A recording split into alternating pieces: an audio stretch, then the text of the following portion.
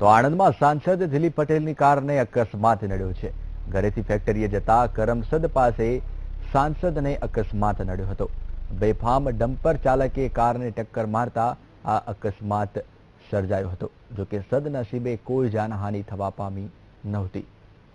તો જે રીતે મહત્વના સમાચારો પ્રાપ્ત થઈ રહ્યા છે, આણંદના સાંસદ દિલીપ પટેલને અકસ્માત નડ્યો છે. જોકે દિલીપ પટેલ ફેક્ટરી તરફ જઈ રહ્યા હતા ત્યારે ડમ્પર ચાલકે ઇનોવાને ટક્કર મારી હતી. આ અંગે વધુ માહિતી આપશે અમારા સંવાદદાતા વિમલ પટેલ. વિમલ, જે રીતે સમગ્ર અકસ્માત સર્જાયો છે, શું આ મામલે પોલીસને જાણ કરવામાં આવી છે કે કેમ?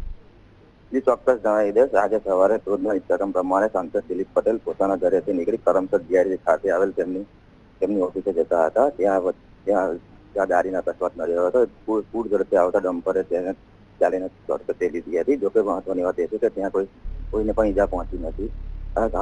હાલ ડમ્પરને જમા કરી લેવામાં આવ્યું છે અને પોલીસ દ્વારા કાર્યવાહી હાથ ધરવામાં આવી છે. જી જય. બિલકુલ વિમલ, માહિતી આપવા બદલ આપનો ખૂબ ખૂબ આભાર.